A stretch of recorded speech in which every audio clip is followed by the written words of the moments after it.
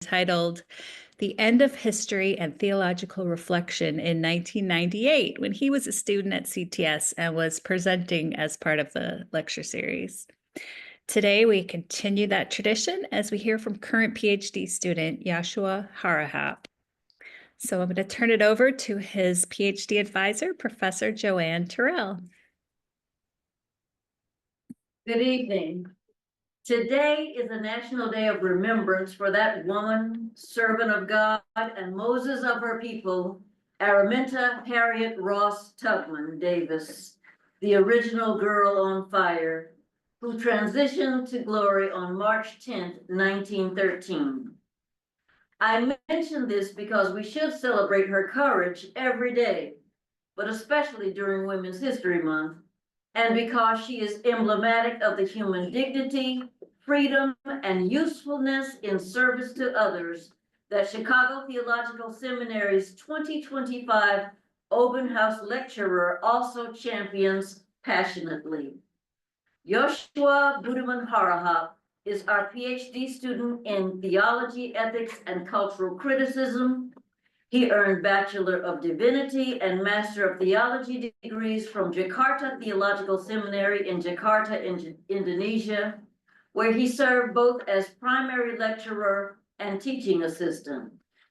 While he was in Java, he mentored ordinands in the Christian churches and led a youth initiative care team in mentoring young people in the process of rehabilitation. He was ordained in 2012 in the Christian churches of Java in Pamulang, Indonesia, and still guides that congregation as a most highly regarded pastor, preacher, priest, prophet, and professor, or what I call a contextually grounded and globally relevant academic activist. Since coming to CTS as a Fulbright Scholar in 2020, he has served as an able teaching assistant for the courses Global Sensitivity in Ministry, Systematic Theology, and Leadership in Ministry and Context, the last course for which he also served as an adjunct instructor.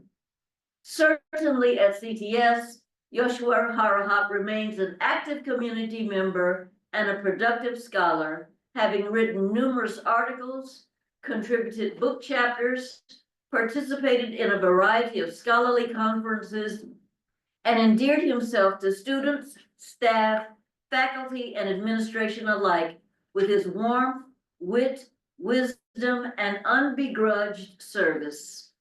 Tonight, he presents the 2025 Obenhaus Lecture, which is titled Benevolent Empire Unmasked, Christian Ethics, Transpacific Wounds, and the Moral Cost of U.S. Imperialism. Let us hear him.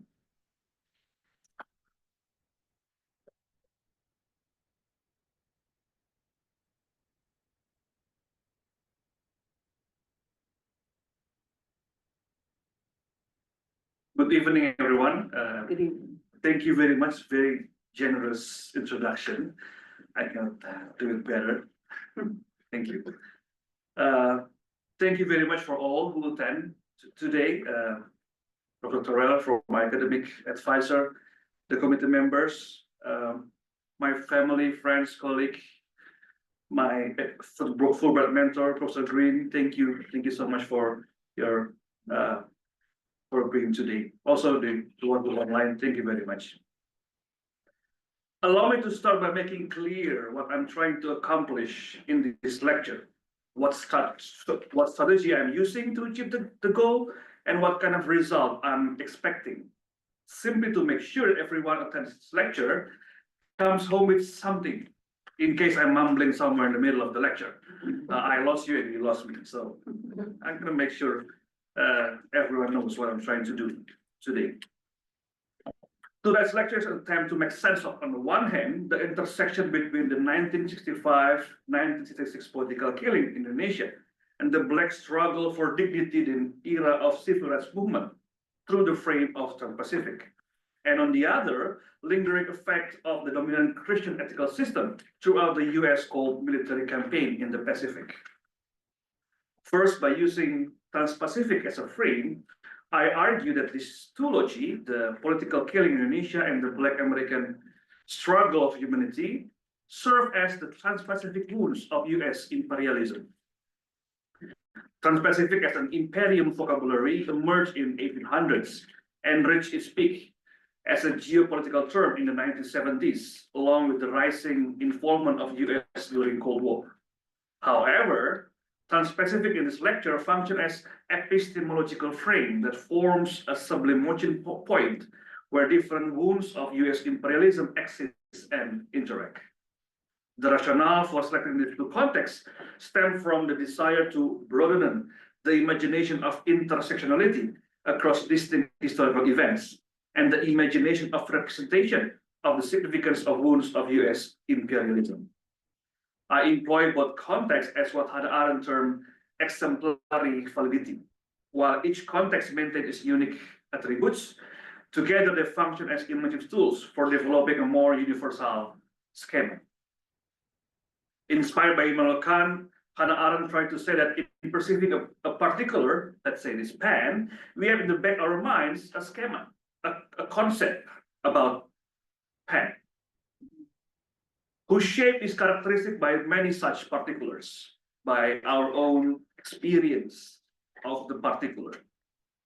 It is in this context Hannah Arendt invoked Immanuel Kant's idea about exemplary validity, where the example discloses generality without surrendering particularity. So I'm using this kind of idea. By picking two non-identical historical phenomena, I'm trying to kind of stretch the schematic shape of Transpacific wound of US imperialism.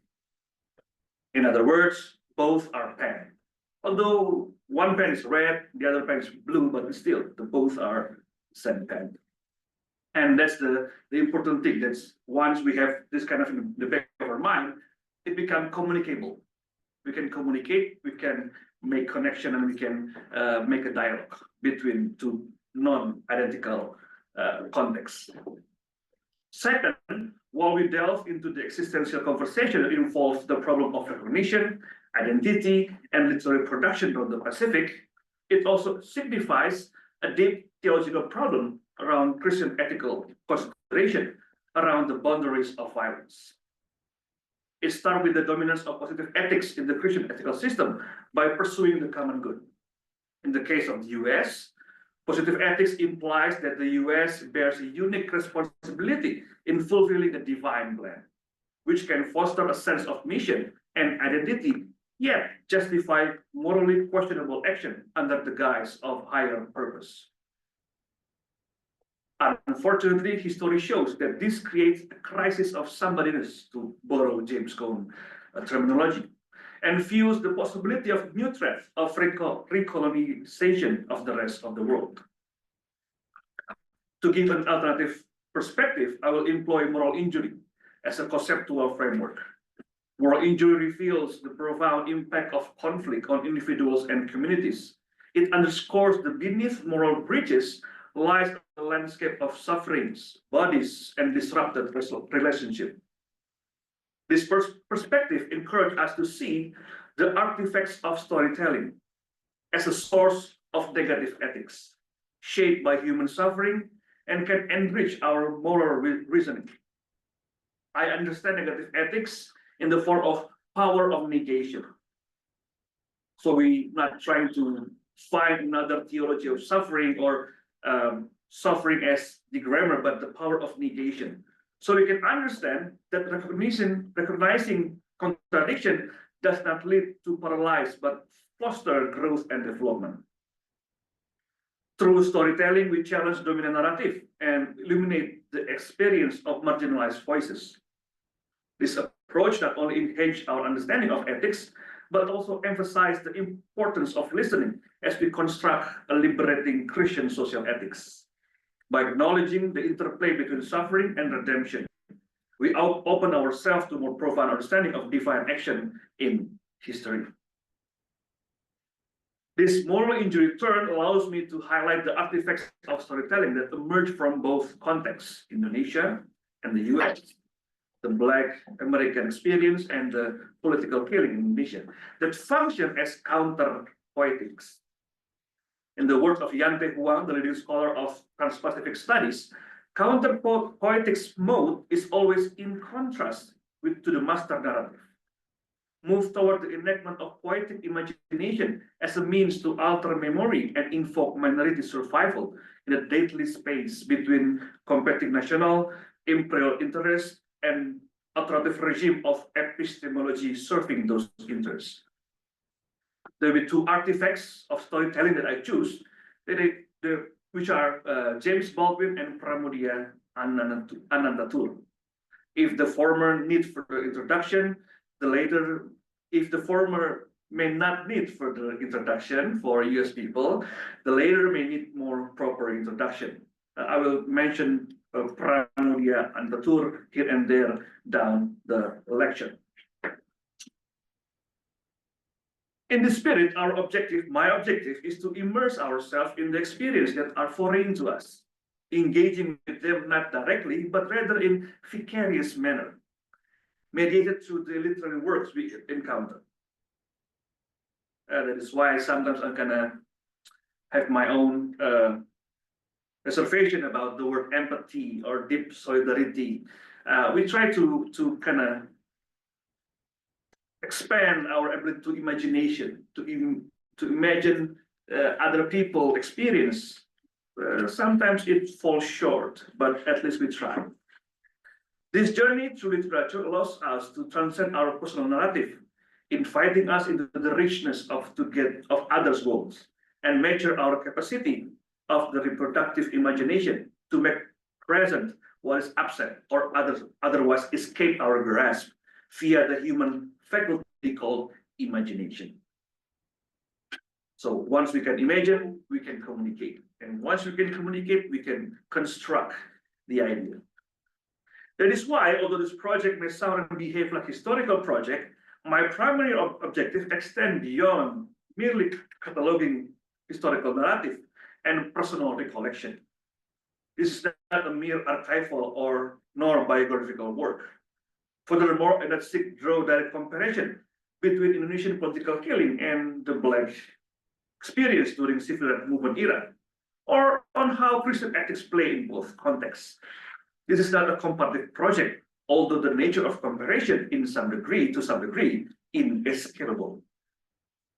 This lecture, as well as my dissertation as a whole, embodies the spirit articulated by James Baldwin, which is to penetrate the unconsciousness. We confront not only the inherent wickedness of empire and colonialism, but also apathy toward uncreatable bodies, unlivable lives, and the reckless dominance that leads to normative violence. This project aims to show the citation gap, as well as credibility gap, especially in the discourse of Christian social ethics, thereby facilitating the emergence of different forms of iterability that foster a more dignified and valued life. It is through the trialogue of the three elements: Christian moral tradition, insight from non-theological sources, and critical awareness of plurality of the historical context, we must establish the framework for alternative discourse and direct its development.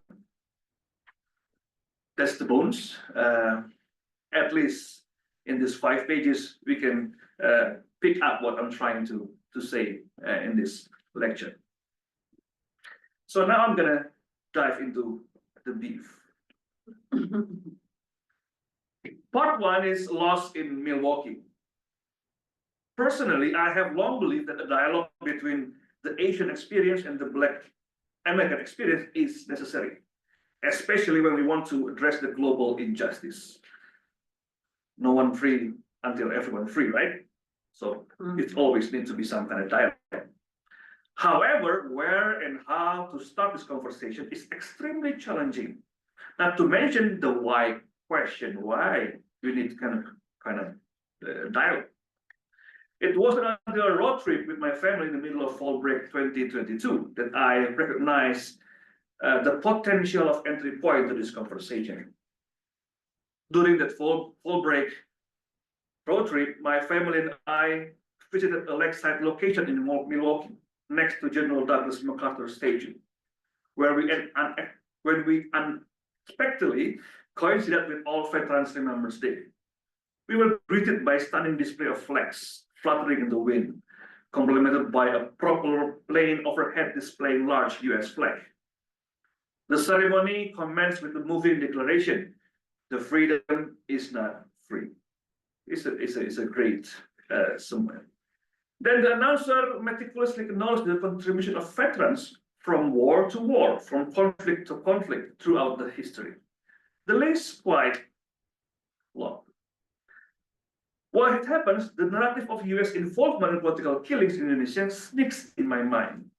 For those who are not familiar with this history, allow me to illuminate a glimpse of it.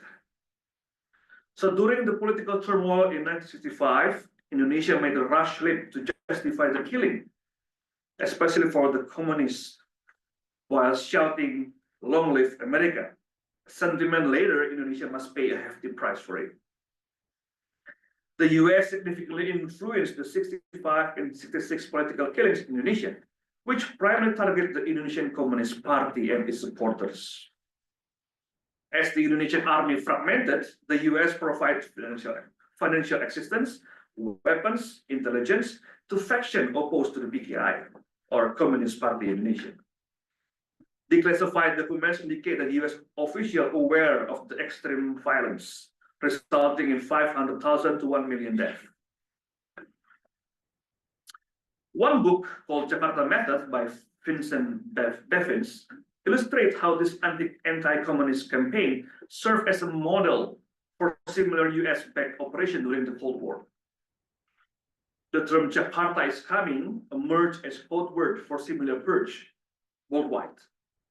For example, in Chile, during 1970s, for instance, the phrase "Ya viene Jakarta" or "Jakarta is coming." I hope my Spanish is understandable.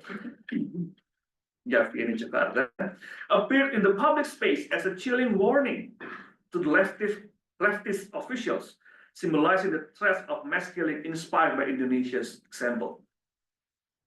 The mass killing happened in Indonesia not eradicated the Communist Party, but also enabled General Suharto ascend to power, further allied Indonesia with the US geopolitical interests in the region.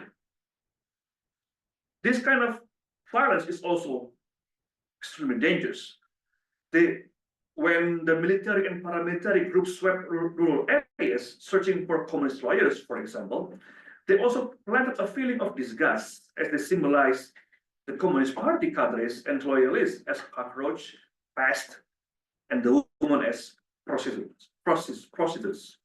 They were like dirt, systematically implanted by the government narrative that goes along with the killing. Let's get back to Milwaukee. With this kind of memory at the back of my head, I inject myself into that moment. I try to recognize and honor the patriotic grief that this country tries to celebrate. But at the same moment, it troubles me. Why? Because I did not intend to diminish or even decrease a single drop of the veterans' noble intention to serve this country, or what they already gave up and sacrificed to fulfill their calling. So this is not about the veteran, because that kind of thinking will be completely unfair. But I still have some trouble in positioning myself in the moment. However, as I paused to process the wild thoughts, at the periphery of my eyes, I could see a shaded yet visible mural of a raised fist featuring the phrase "I cannot breathe." What a stark contrast, celebratory atmosphere. Although the phrase "I cannot breathe" related to George Floyd, the raised fist did not.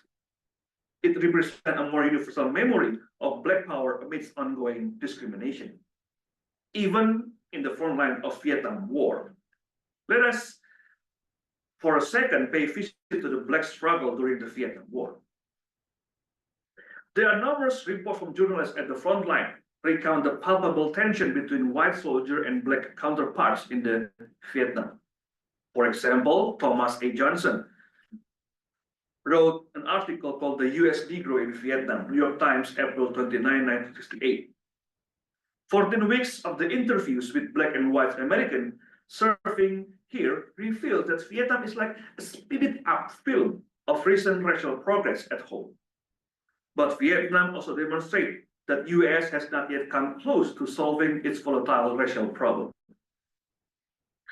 Next one, Wallace Terry, called Racial Tension in the Military, Black Power in the Vietnam, September 1969, Time. Black racism is strong, but so are provocation by white soldiers. Soon after Martin Luther King Jr. was killed, crosses were burned at Da Nang and Cam Ranh Bay. Confederate flags still fly from barracks and trucks, and are even worn as shoulder patches on the uniforms of helicopter pilots stationed at Puloy. And the last one from Zalin Grant, maybe. Whites Against Blacks in Vietnam, New Republic, January 8, 1969. In his report, he captured the irony. After the king's assassination, blacks and white clashed in Tien Shan, signaling that the camp's biggest threat is race riots, not the Viet Cong. Black American soldiers in the Vietnam War faced significant racial and socio-economic challenge. Poverty influenced the draft, disproportionately affecting Black communities, which were targeted for military service. For example, the Project 100,000 enrolled economically disadvantaged Black men, limiting the access to deferments available to wealthier white individuals. This resulted in a higher percentage of representation Black soldiers in the combat and also casualty rates. Additionally, the soldier dealt with systemic racism and injustice while stationed in US bases in Vietnam. Discriminatory practice led to higher incarceration rate among Black soldiers in military prisons, who often receive harshest penalties for similar offense compared to white soldiers. Despite these adversities, their resilience underscored their courage and dedication to service. So raised fist not only at the Milwaukee, but back in the Vietnam War, they also raised their fist. In short, many Black American soldiers believe that this war is not their war. This is an executive war, not my war. Now let's go back again to Milwaukee, where I get lost. The juxtaposition illuminates a compelling paradox. While the nation expressed patriotic grief, a disenfranchised grief based on racial inequities and political killing persisted. There was me, standing at the confluence of the streams of history, or to be precise, wounds of history. Yet there's no avenue available for me to discuss this. There's no immediate methodology or theological discourse that I can use to make sense of all of this. Not to mention, as theologian, we do have this kind of information or knowledge on how Christianity plays a role in the US expansion. Reinhold Niebuhr wrote, "We take and must continue to take morally hazardous action to preserve our civilization. We must exercise our power." End quote. Niebuhr articulates how US imperialism shaped the country's identity, but also entangled it in morally questionable action on the global stage. Niebuhr argues that the very attribute that Americans take pride in, such a belief in democracy and commitment to freedom, can lead to inflated sense of superiority and justification for interventionist policies. So there's a study in human rights, in human study. There's research in human rights study. It's called hydraulic model of human rights. Means like by emphasizing how power dynamics influence the use of human rights as a means to exercise dominance and justify violence. Military intervention often undermines the sovereignty of states and tends to serve economic interests. Allow me to drink 1 minute.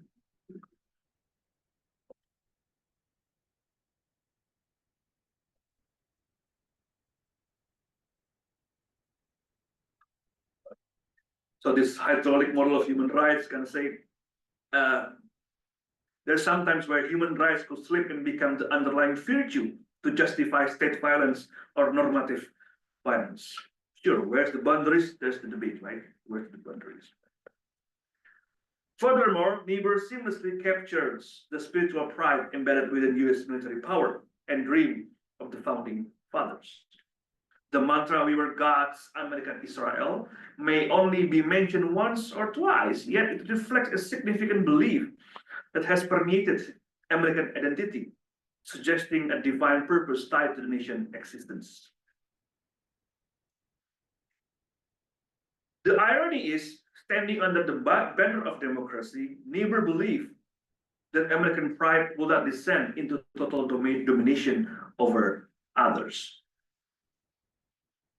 However, once he saw the Red Scare come into the play of Augustinian notion of libido dominandi and the human depravity that exists incognito, Niebuhr came to embrace US destiny to worldwide responsibilities, even with the risk of collateral damage. As a theologian who relies on sin and grace as the anchor of his theology, Niebuhr seems to have gotten himself in the middle of Pelagian error. This overestimates humans' ability to follow ethical standards, revealing a misunderstanding of the profound evil present in human existence. It also mistakenly equates natural agendas with a quasi-divine endorsement by blurring the line between national moral goals and the universal moral laws. Sure, Niebuhr critical toward Vietnam War. Niebuhr showed a willingness to embrace, but Niebuhr showed a willingness to embrace the role of subversive thinker. So there's one letter wrote by Henry Luce to Niebuhr. So Niebuhr sent an article, and then the article being rejected by Henry Luce at the Fortune magazine. I cannot imagine how someone reject Niebuhr's article, but it is rejected. And then Henry Luce say in the letter, this article, it seems to me, is addressed to an America which confident and even overconfident in its rightness. It's taking vigorous initiative in the world. I see at the moment no such America. Your article is written to a power country on the offensive. I think, on the contrary, that we are a country on the defensive, a powerful country dissipating its power, tragically on a false and stultifying defensive. Henry Luce to Reinhold Niebuhr, January 1950. So yeah, in short, I was lost in Milwaukee, but I get back to Chicago, so maybe I'm not too lost already. So, before I continue, there are other factors that also lead me to conclusion that there's no available avenue exist, where I can kind of think about these two contexts or trialogue. First is the fatigue of essentialism. I'm not trying to deny the core qualities of experience, history, and struggle that discriminate people endure.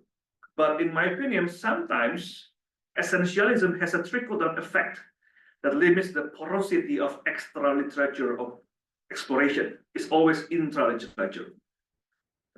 Vitally, it is the porosity to the other that is also the source of an ethical connection with the others.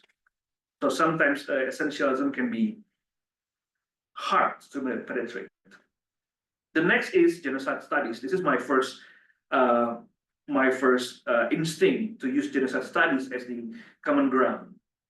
Unfortunately, I'm afraid genocide as a frame is too synthetic, even artificial, when dealing with justice and the pain borne by the victims. Not to mention the William L. Peterson petition called "We Charge Genocide," that being excluded by the UN and also US itself. So yeah, genocide studies become not valuable for me at this moment.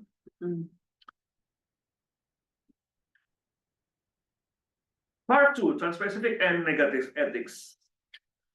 At that time, I'm referring to the 1950s and 60s, the bloodshed in Indonesia was viewed as distinctly distressingly close, with the US government depicted the Pacific Ocean as an American lake. So yeah, we're just a lake apart. Former President Eisenhower stated at the Security Conference on June 2nd, 1954. He said like this: "We have got to keep the Pacific as an American lake." Since then, American lake is frequently used in the military context and by US strategists, particularly after the Navy defeated Japanese forces. Thus, the term Transpacific and Pacific mainly reflect American usage. Christopher Connery, a professor from US Davis, wrote that the idea of the Pacific Rim came into being in the mid-1970s, that it was dominant in the US geo-imaginary until the end of 1980s. That this dominance was determined by the particular stage of late capitalism marked by that period, and by the economic and political situation of the US in the late Cold War years, end quote. Trans-Pacific, or simply American Lake, is more than a rim of island and seas. It is a frame that emphasizes an empire's effort to dominate both a specific group of people and set of ideas. All of the US expansion toward the Pacific is not a guerrillas Cold War military operation against communism, but it's also an effort to conquer both the people and the ideas. If to define as to name is to conquer, then the simple act of attaching names to the maps is an act of renaming and uplifting the roots of the native people. Connery argues further that Pacific Rim discourse offered a comprehensive exploration of US multinational capitalism, particularly during the era when the socialist bloc held significant influence over global politics and economics. It distinguished itself from other discourse forms of refraining from the concept of othering, which frequently led to simplistic and often derogatory portrayal of different cultures of system. In contrast to Edward Said's seminal work, Orientalism, which is deeply entrenched in the colonial mindset and characterized by a pronounced sense of otherness, Pacific Rim discourse advocates for a more nuanced perspective. This perspective encouraged, in Connery's words, metonymic equivalence that recognize the interconnectedness of global societies. Yan Te Huang, another scholar of Trans-Pacific studies, argues that the Trans-Pacific is a deadly space, he said. Yet it's also a critical space where concentration of or homogeneous meaning-making transpires, which in turn casts out the native as the agent of the culture. Huang continued to argue that there are two implications of Trans-Pacific as a deadly space between. One pertains to the combat zone between history and histories, one between the one in plural, and the other gap between history and literature, the epistemological battle between the documentary and the fictional.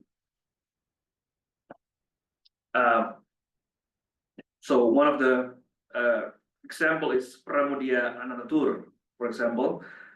His works called Buru Quartet, because there's 4 books that was produced while he's in Buru Island during his exile. So his first novel is composed of oral stories shared among fellow prisoners, serving as a vital source of hope and resilience amid their imprisonment. So it's not like he's writing and then he kind of share. No, he tells stories about something, about the Indonesian absence during the Dutch colonial rule. So yeah, for some people it called fictional. For others, it called my identity. That's my beacon of hope. That's how I perceive myself. Huang introduced the concept of counterpoetics as a means to critique the violence associated with imperial perspective. Counterpoetics allows for the inclusion of marginalized poetic and historiographical practice, such as antiquarianism, collection, local history, anecdote, family genealogy, travel writing, graffiti, correspondence, fantasies, and even hoaxes. Once again, the purpose is simply counterculture, but epistemological battle. At this point, Transpacific framework helps to clarify our discussion. Our exploration is not merely about tracing the effects of US Cold War involvement on political movement. In a sense, a Transpacific epistemology entails moving away from rigid differences that elevate the referentiality of the imperium.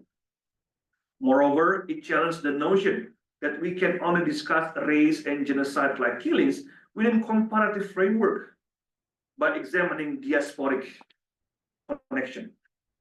Instead, by seeking equivalence between different vocabularies, we aim to ensure that the meaning of one speech community resonate meaningfully with another.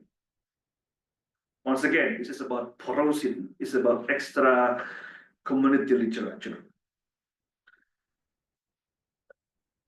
To be a little bit melodramatic, all for one good reason. We are in the juncture between surviving together or perishing together.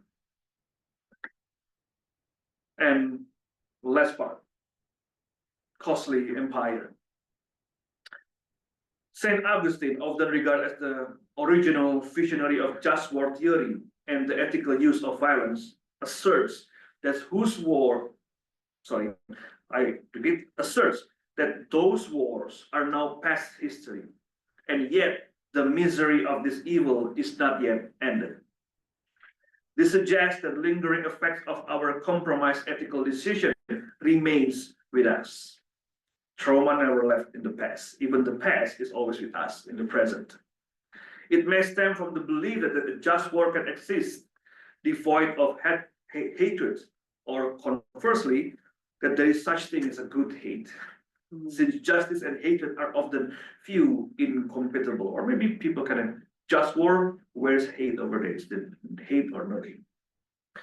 We have frequently been told that the type of warfare we are involved in is a necessity.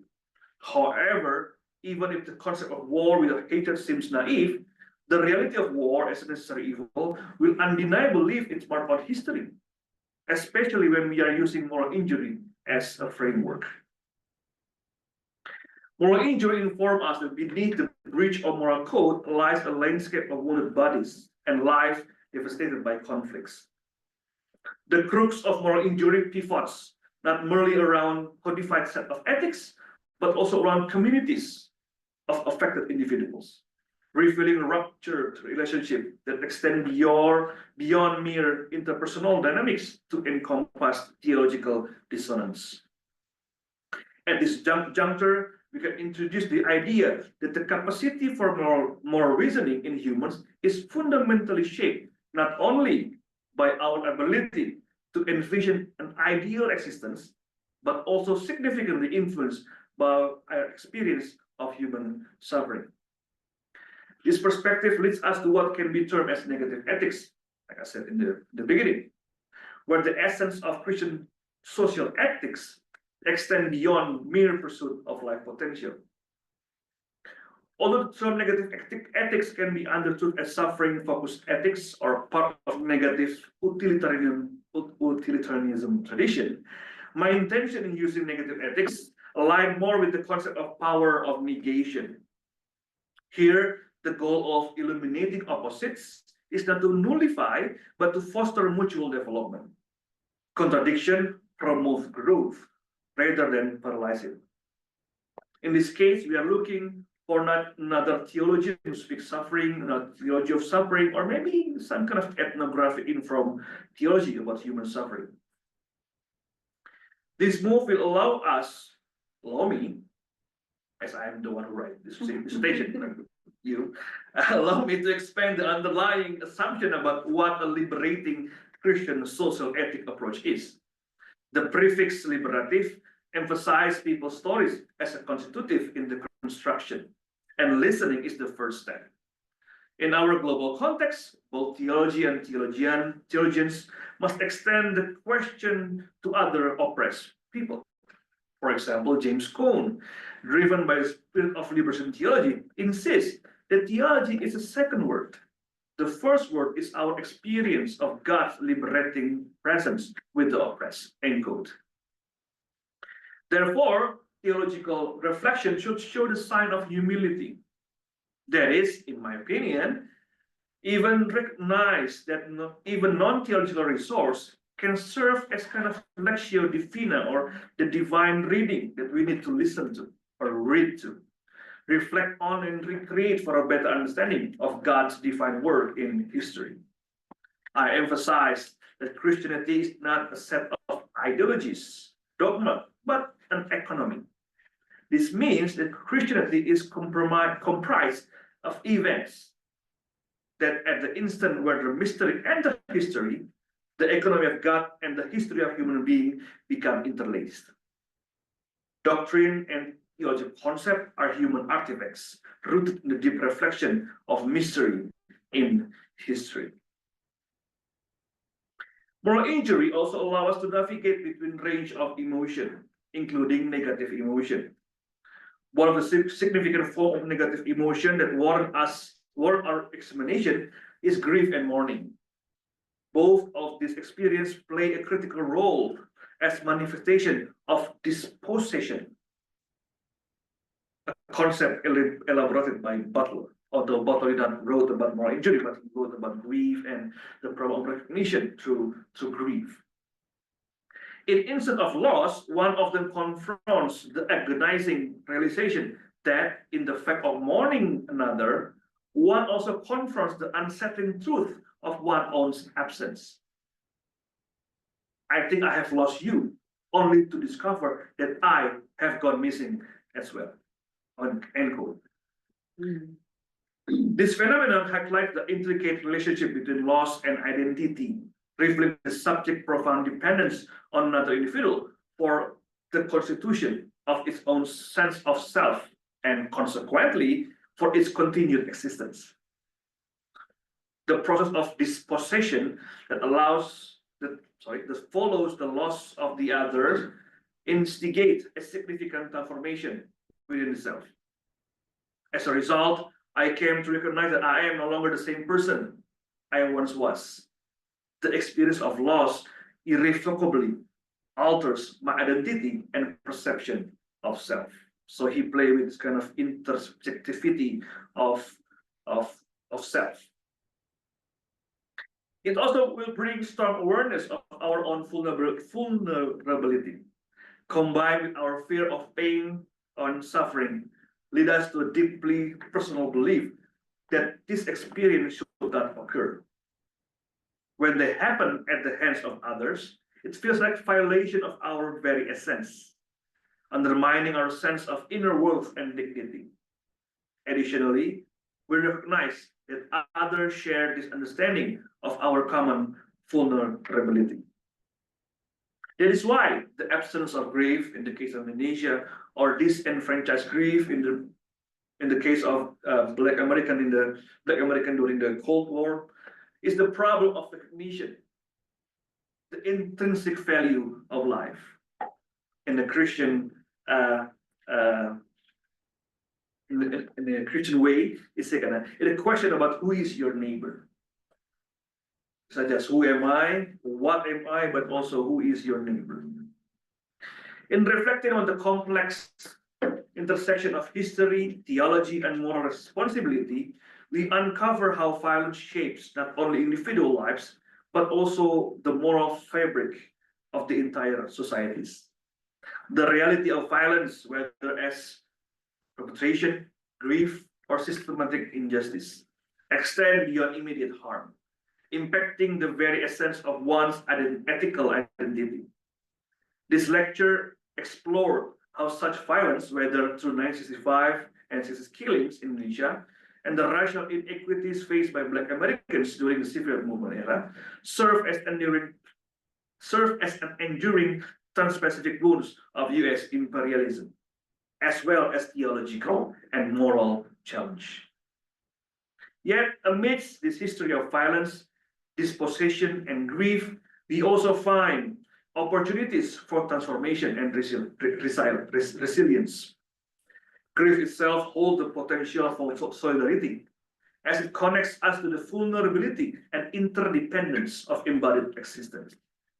By engaging with the counterpoetic of marginalized voices, such as James Baldwin and Pramudia Datur, although I'm not give you the details at this lecture, but hopefully in the future you can read in my dissertation. Hopefully, we begin to construct an ethical framework that amplifies stories of survival and resistance, or survival and resistance.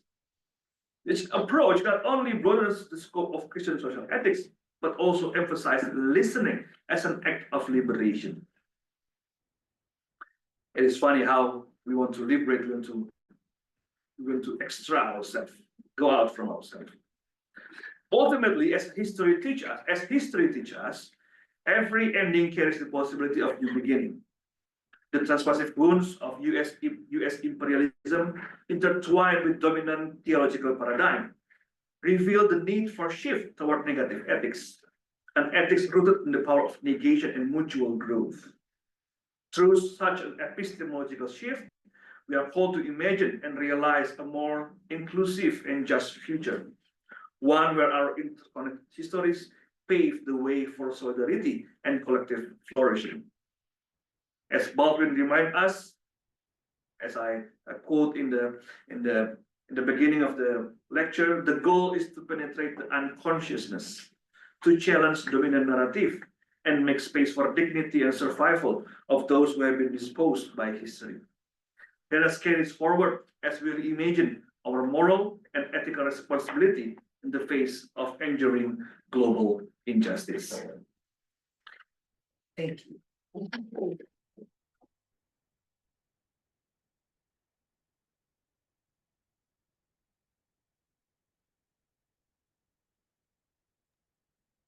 Thank you so much, Joshua. You've given us quite a bit to think about.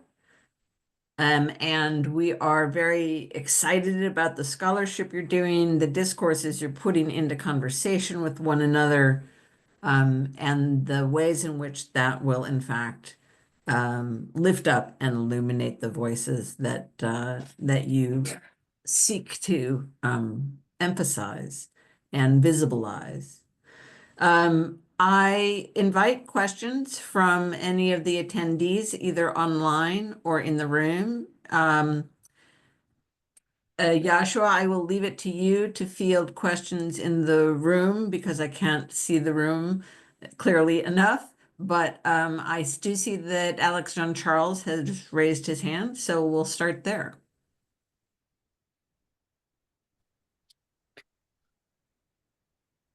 I'm sorry.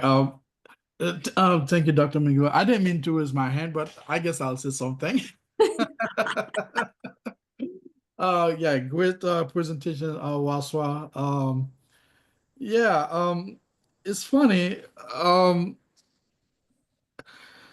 A lot of those work that you're doing, I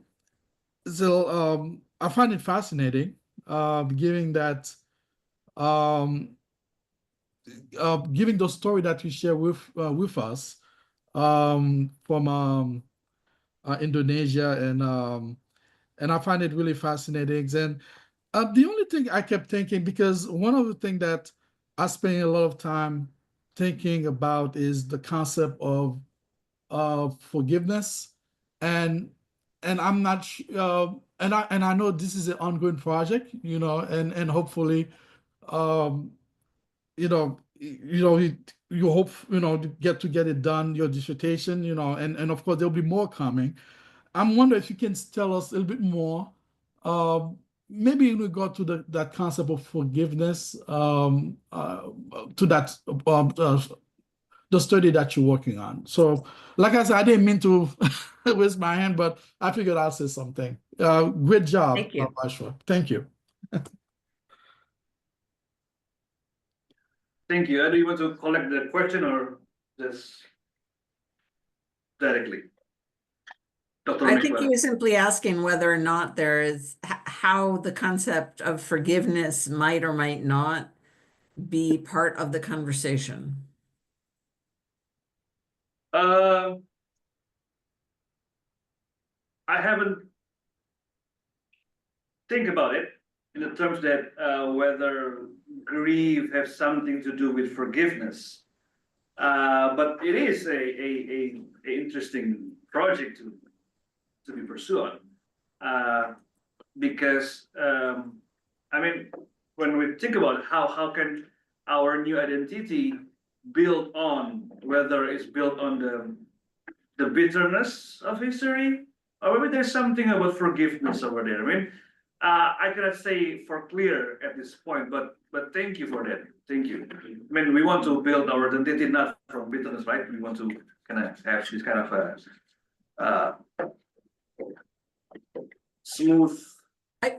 I wonder, by the way, Yoshua, whether or not having moral injury as part of the conversation is not forgiveness in the classic Christian ethical discourse that one finds, but by coming to understand the driving forces of domination and what it does to folks, right? There's a different layer of understanding that could actually transform the discourses of forgiveness and think about it differently.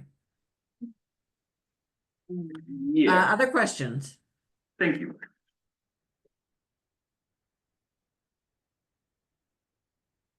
I'll offer, it's just, I really appreciate hearing about your work, having heard some tidbits over the years. It's really exciting to see where you're taking it. It sounds like listening and grief are practices that encourage generosity. Is that part of what you're saying? Yeah. I think that's so lovely. And I guess the question I have for you is, you're developing a really important framework for putting things into conversation that aren't normally put into conversation. I'm wondering if you anticipate, maybe in your later scholarship, that this framework could serve for other bringing together of diasporic or hemispheric partners that haven't generally been put into dialogue. Yeah, one of the things that I feel guilty about is that when I talk about Transpacific, I kind of left behind a lot of island and people in the Pacific itself. So yeah, I mean, in the future, I will love to kind of embrace this kind of diversity of voices and also stories. But yeah, for strategic point of view for dissertation, let me stick with the two, and then for future, like you say, yeah, I really love to see those kind of broaden the conversation, right? Mm-hmm. Yeah, but yeah, I kind of feel guilty when the first time I'm gonna use this kind of why there's a lot of people I left out in the conversation. But yeah, thank you. Yeah, to be selective. Yeah, selective and strategic. If not 5 years then. Thank you.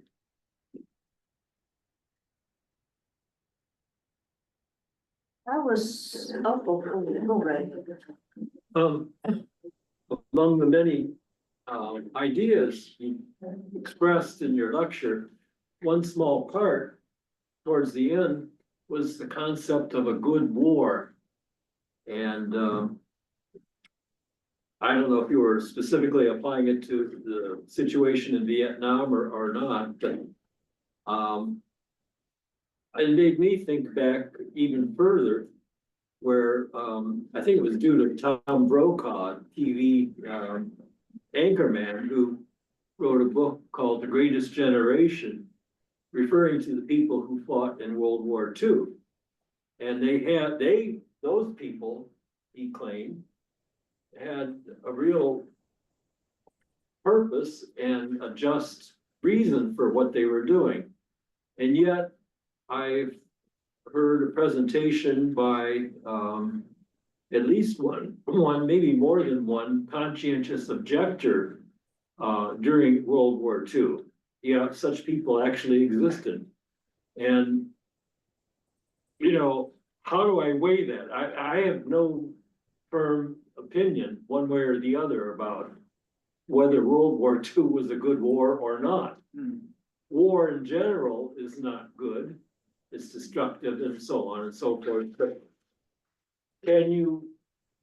how do you take, I don't know if this is even relevant to your main thesis, but how do you consider whether a war is good or not, or can such a thing exist? That's a tough question. I know. I'm gonna hide behind Hannah when she gonna said it. All this my book is not to provide the blueprint of on how to navigate this world, but at least I give you pointers about and pointers that are gonna help you to navigate. And what I'm trying to do in this lecture is I'm not trying to say which one is good, which one is bad, but at least giving a thought when there's a positive ethics about we need to fight the injustice, we need to fight the whatever evil that we perceive. But we also have this kind of a power of negation that you need to be careful, you need to be prudent in all of this kind of a decision, because once you step on that war, you must remember it's not about good or bad. It's about blood. It's about people who are lives are devastated, are broken at that point. And I mean, for example, a Vietnam War, although the war happens outside the U.S. soil, but we want to say we American people feels the destruction itself. I mean, yeah, I'm not going to say which one is good, which one is bad, but giving a thought, giving a things to balance out the situation. I mean, yes, it is good to have this kind of positive ethics, but at the same time, remember there's somebody's lives that maybe for you, maybe like for some people, it's not grievable, but some people it is a livable life. So yeah, I'm sorry I cannot answer your question in the very firm, but that's what I'm trying to do in the negative ethics. Well, rabbis always like to answer questions with questions, so. Yeah. Okay. So speaking of rabbinic thought, well, there are three thoughts that really, three things that really stick with me from a very, I mean, there was a lot in what you've shared with us, but three takeaways for me. One is very much in the line of rabbinic thought, which is always dialectic. I'm very struck by the notion of the Transpacific as both a deadly space and a critical space. I was also very struck by something you said toward the end about listening as an act of liberation. I think that's very powerful. And then I'm just so incredibly curious about how Pram will come into this conversation. I mean, I'm modestly aware of who he was and his sort of history of the win and the role that he played, but so you're welcome to talk about any one of those three, but the third one is where my curiosity is most piqued, and I'm wondering if you could just tease a little bit about how his work will come into play. Thank you. So if I understand correctly, the third one is how the Pramodhyana tour, you say? How his work will come into this conversation. Yeah, this is where I'm gonna develop a witness reading, witness not like WITH-ness reading, that I believe that in order to us to kind of liberate each other, we need to listen to each other, right? So Pram will be entering the discourse as a source, as a non-theological source for counter-poetic. For example, he can highlight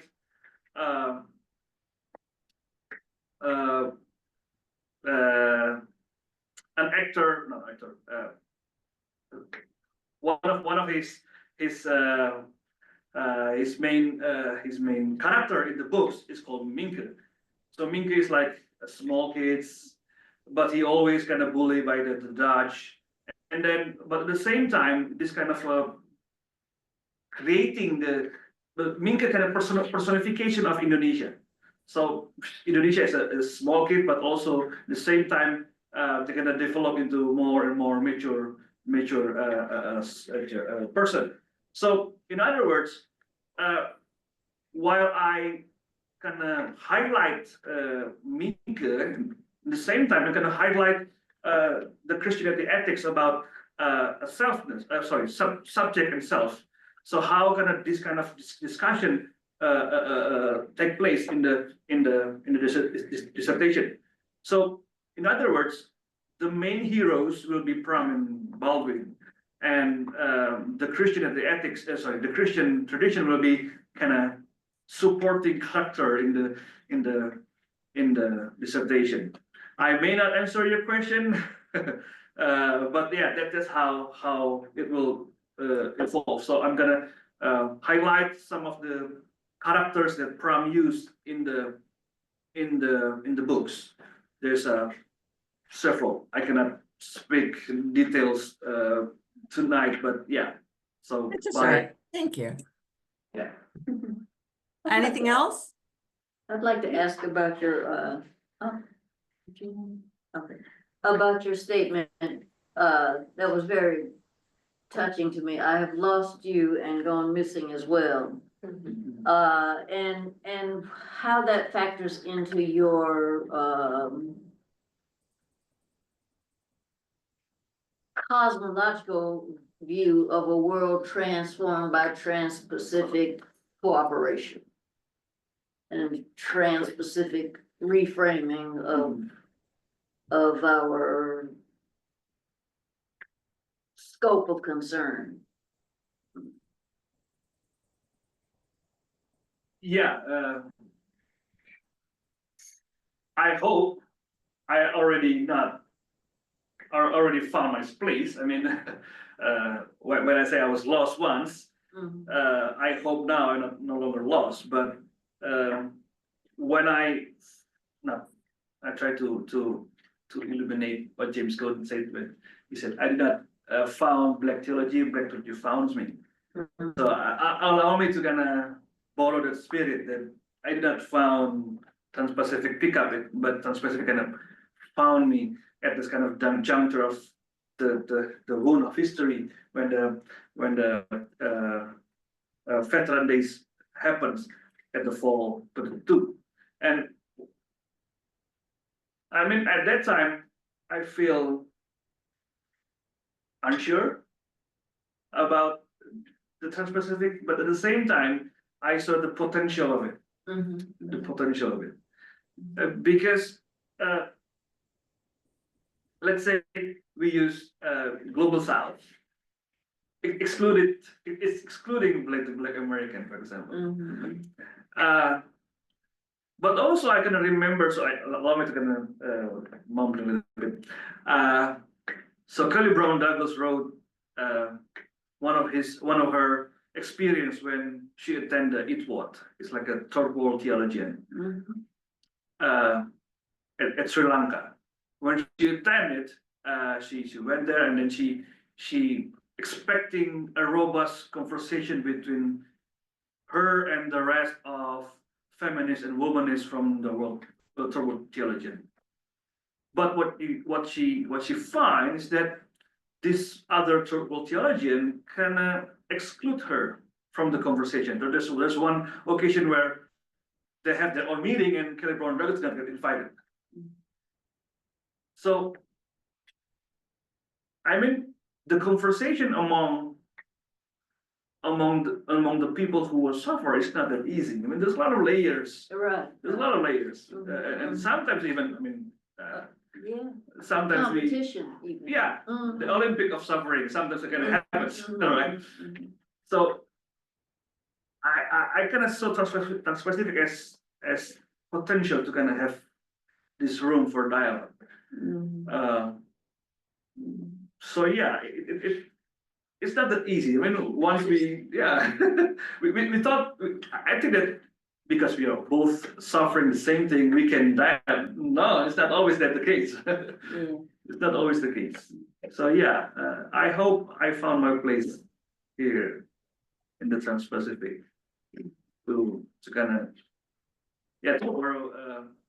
The Latin liberation theology is not always about preferential for the poor, but also collaboration among the poor. It's not always easy. Thank you. Unfortunately. Thank you so much, Yoshua, and thank you, Dean Vogt and Dr. Terrell for being present and helping to support all of our students in their journeys, but most particularly celebrating tonight Yoshua's scholarship and the contributions that he will make in our world, in our field and in our world. So thank you all for attending and celebrating and learning with us this evening. I hope you are well and we'll keep you updated on his progress. Thank you. Thank you. Thank you. Have a good night.